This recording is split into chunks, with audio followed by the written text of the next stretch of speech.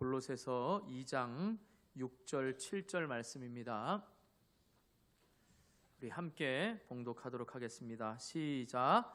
그러므로 너희가 그리스도 예수를 주로 받았으니 그 안에서 행하되 그 안에 뿌리를 박으며 세움을 받아 교훈을 받은 대로 믿음에 굳게 서서 감사함을 넘치게 하라. 아멘. 우리 좌우 앞뒤에 있는 분들을 축복하면서 인사하겠습니다. 예수님 안에 있는 것을 감사하시기 바랍니다. 한 번 더 축복하겠습니다. 원당교회 안에 있는 것을 감사하시기 바랍니다. 네, 너무 거부감 갖지 마시고요. 한 번 더 축복합니다. 제 옆에 앉은 것을 감사하시기 바랍니다. 네, 오늘 감사주일이니까 계속 감사하셔야 됩니다. 한 번 더 축복하겠습니다. 감사의 크기가 믿음의 크기입니다.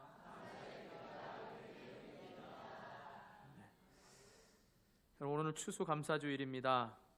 여러분, 해마다 추수감사주일을 맞이할 때는 한 해가 저물어 갈 때입니다. 보통 11월 셋째 주에 추수감사주일로 지킵니다. 그러나 교회의 여건상 여러 가지 이유로 인해서 조금씩 날짜가 다르다고 해서 크게 문제되지가 않습니다.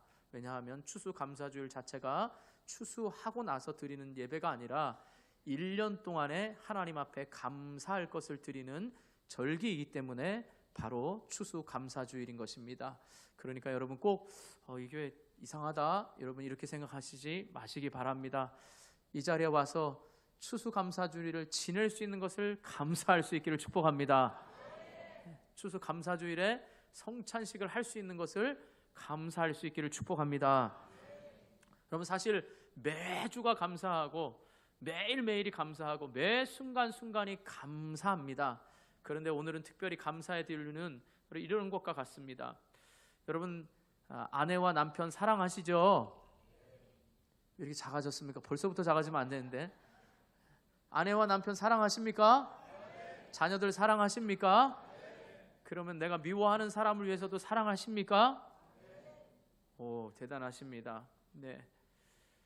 여러분, 우리가 매일매일 사랑한다라고 고백하지만 특별히 결혼기념일이나 생일이나 어떤 이유가 있을 때 기뻐할 일이 있으면 그때 더욱 사랑한다라고 우리가 표현을 하잖아요. 그러니까 사실은 매 주일마다 부활주일이고 매 주일마다 그 부활의 은혜에 감사하는 우린 감사주일인 겁니다. 그러니까 추수 때만 감사할 게 아니라 매 순간순간이 감사해야 되는데 그 감사를 특별히 1년의 11월 마지막 즈음에 1년 동안 우리에게 베푸신 은혜를 감사하는 절기가 바로 추수감사절이다, 이 말인 거죠.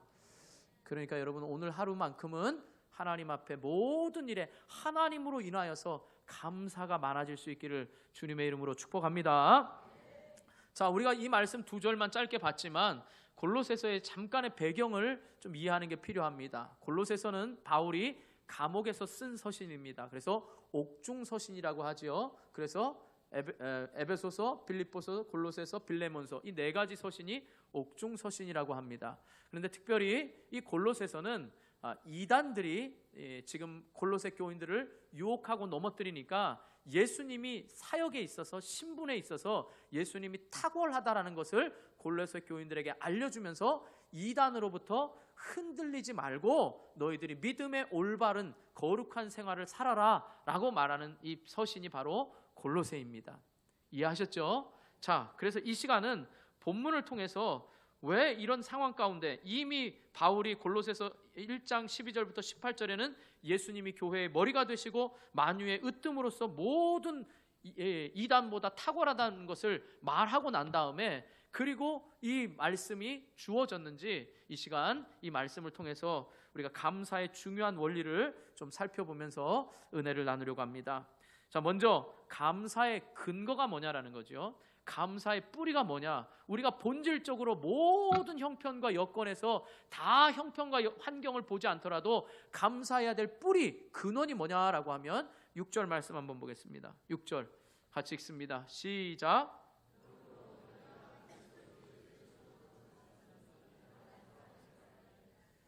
자, 너희가 뭐래요? 그리스도 예수를 뭐로 받았다고요? 주로 받았다는 겁니다. 주로 받았다는 말은 주인으로 삼았다는 말입니다. 이전에는 내가 주인이었지만 이제는 예수님이 주인된 삶을 너희가 살고 있다라고 말합니다. 특별히 여기서 받았으니, 주로 받았으니 할 때 이 받았으니가 부정 과거형으로 쓰였습니다. 그러니까 뭐예요? 과거에 이미 받았다는 거죠. 그러니까 너희가 이미 예수님을 주로 받았는데 지금 이 이단 사상에 흔들리는 것은 옳지 않다라는 거지요. 내가 지금 감옥에서 이 편지를 쓰지만 내가 감옥에 있음도 주 안에서 감옥에 있기 때문에 나는 전혀 너희들이 걱정할 것처럼 걱정되는 게 아니고 나의 삶은 주 안에 있기 때문에 행복하다 지금 말하고 있는 거지요. 그러니까 다시 말하면 너희들이 이단의 사상 가운데 흔들리고 있을지라도 그것을 누가 지켜주고 있느냐? 중요한 말씀입니다. 7절 한번 보겠습니다. 7절 같이 읽습니다. 시작. 그 안에 뿌리를 박으며 세움을 받아 교훈을 받은 대로 믿음에 굳게 서서 감사함을 넘치게 하라 그랬습니다.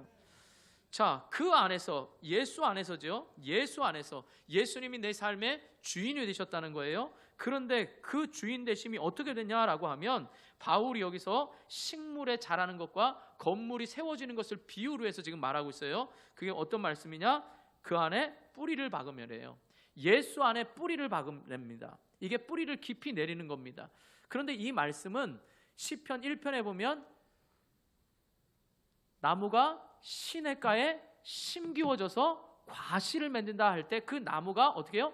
심기워졌다라고 말합니다.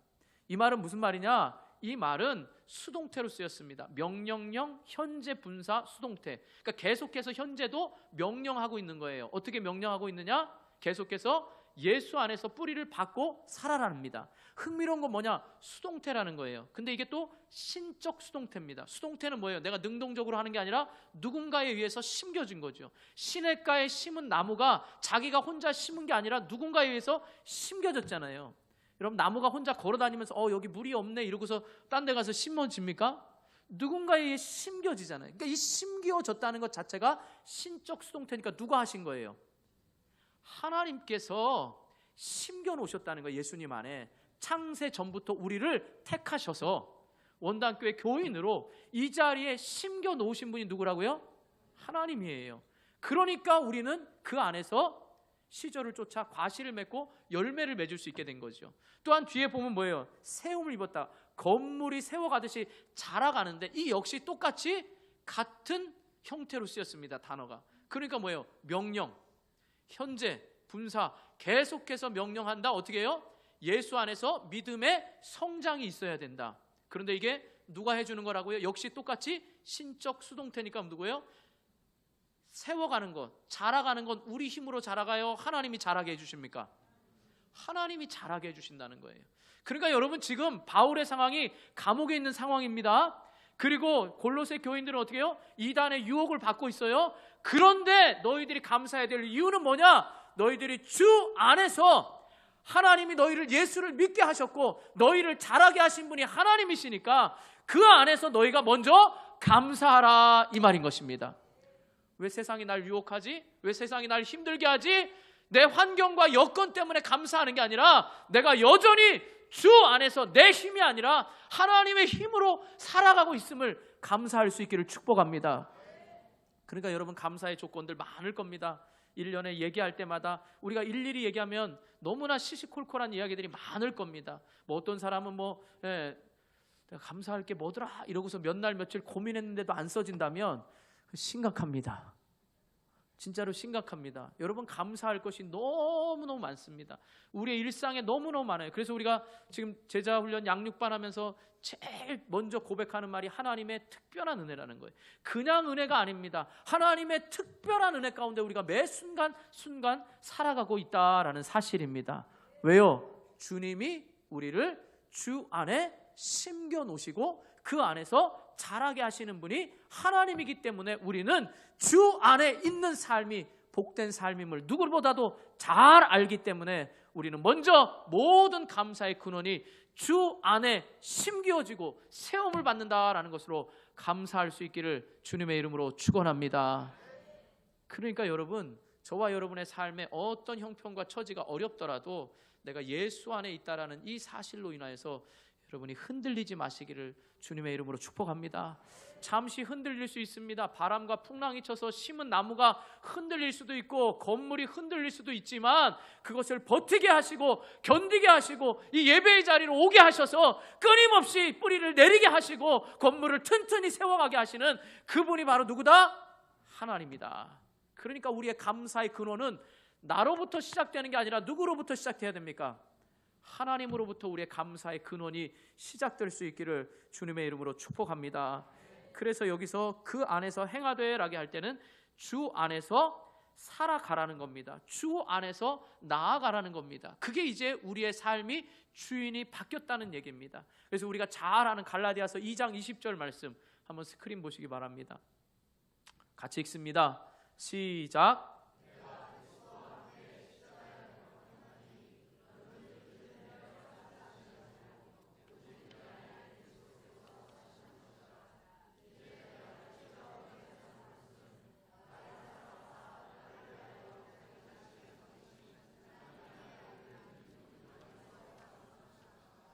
아멘. 그러므로 사랑하는 성도 여러분, 이제 우리의 삶 우리의 것 아닙니다. 주님이 우리의 삶을 책임져 준답니다. 여러분, 이게 구속받는 게 아니고요, 오히려 훨씬 더 편안한 삶입니다. 내 마음대로 살려면 힘든 일이 너무 많았지만 이제는 주님이 나를 살리시고 나를 만들어 가신다는 거 하면 그것은 굉장히 행복한 삶인 것입니다. 주인이 바뀌었다고 해서 불편한 게 아니라 그 주인이 나를 나보다도 더 잘 아시고 나의 모든 것을 창조하시고 만드신 분이기 때문에 내가 무엇이 필요한지, 내가 무엇이 쓸 것이 있는지, 내가 어떤 아픔이 있는지를 가장 잘 아시는 분이 내 안에 사시는 분이고 내 인생을 이끌어 가시는 분이라는 걸 믿고 여러분 감사할 수 있기를 축복합니다. 그러니까 여러분, 주인이 바뀐 것, 이 구원의 감사가 원동력이 되어서 저와 여러분의 삶이 감사로 인하여 힘 있는 삶을 살아갈 수 있기를 주님의 이름으로 축복합니다. 우리 옆에 분들에게 다시금 축복하면서 인사하겠습니다. 당신의 인생 하나님이 책임지십니다. 믿으십니까? 네. 이 믿음이 있어야 우리는 감사가 넘칠 수 있는 것입니다. 그래서 두 번째, 여러분, 감사의 근원은 우리가 주 안에 있기 때문입니다. 하나님의 자녀이기 때문에 모든 감사의 근원은 여기서부터 시작해야 됩니다. 자, 두 번째, 그럼 누가 감사를 넘치게 할 수 있는가라는 겁니다. 그냥 감사가 아니고요, 감사가 넘친다는 겁니다. 그래서 오늘 제목이 감사를 넘치게 하랍니다. 우리는 다 주 안에서 구원받았습니다. 그런데 이걸 감사할 줄도 압니다. 그러나 그 감사가 넘쳐야 되는 겁니다. 오늘 세례받는 사람들만 넘치는 게 아니라 우리 모두도 세례받을 때 그 감격이 넘쳐야 되고, 성찬식을 처음 하는 사람의 그 감사만 넘치는 게 아니라 우리의 감사도 어떻게 하면 넘치는 게 중요하다라는 거지요. 여러분, 넘친다는 건 뭡니까? 성령도 충만하다는 건 성령이 이미 내 안에 계신 것이 넘쳐나서 그 넘치는 삶이라는 게 뭐예요? 성령이 내 삶을 이끌어가는 겁니다. 그럼 감사가 넘치게 하라는 건 뭐예요? 내 안에 구원받은 감격은 있지만 이 감사가 넘침으로 인하여 감사의 삶이 나를 이끌어간다는 겁니다. 그러면 누가 감사를 넘치게 하는 삶을 살 수 있는가? 오늘 바울이 보면 7절 말씀 보세요. 아까 말씀드린 대로 세움을 받아 교훈을 받은 대로 어디에 서서 감사함을 넘치게 하라죠? 믿음에 굳게 서서 감사함을 넘치게 하래요. 그러니까 이 믿음이 어떤 믿음이에요? 내가 주 안에 있다라는 믿음, 하나님이 나를 심겨놓았다는 믿음, 하나님이 나를 세워간다는 이 믿음에 굳게 서 있는 사람은 감사가 넘치게 된다는 거예요. 믿음의 크기가 곧 어떻게 해요? 감사의 크기라는 거예요. 그러니까 감사가 왜 나오냐? 믿음의 크기만큼 감사도 크게 나온다 이 말입니다. 작은 일에도 감사할 수 있는 사람이 큰 일에도 감사할 수 있고, 작은 것에도 하나님이 역사했다고 믿는 사람이 큰 하나님의 역사도 볼 수가 있다 이 말인 것입니다. 요한복음 11장에 보면 예수님께서 나사로를 살리신 사건이 나옵니다. 그런데 그때 예수님께서 이제 죽은 나사로를 살리기 전에 기도하십니다. 41절에 보면 예수님이 나사로의 무덤 앞에서 이렇게 기도하십니다. 하나님 앞에, 아버지여, 내 말을 들으신 것을 감사하나이다. 지금 나사로가 살아나왔어요? 나오기 전이에요? 나오기 전입니다. 그런데 예수님은 뭐예요? 내 기도를 들으신 것을 어떻게 해요? 감사하나이다. 그리고 난 다음에 43절에 나사로에게 향하여서 예수님 말씀하십니다. 나사로야 나오너라. 이렇게 말씀하시자 나사로가 죽은 지 며칠 만에 나옵니까? 이것도 헷갈리면 안 됩니다. 예수님 3일 만에 돌아가셨으니까 나사로도 3일 생각하면 안 됩니다. 그것은 요나의 표적을 보여달 때 나의 요나의 표적밖에 보여줄 거 없다. 그래서 요나는 물고기 뱃속에서 3일 만에 나오고 나사로는 며칠 만에 나왔어요? 나흘, 사흘 동안 시체가 썩어 있고 죽어 있다가 나온 겁니다. 여러분, 이게 예수님께서 모든 일을 하실 때마다 하나님이시기 때문에 이렇게 하신 일이 아니라 예수님의 믿음은 언제든지 하나님께서 들으신다는 걸 믿고 감사함으로 그 일을 선포하셨다 이 말이죠.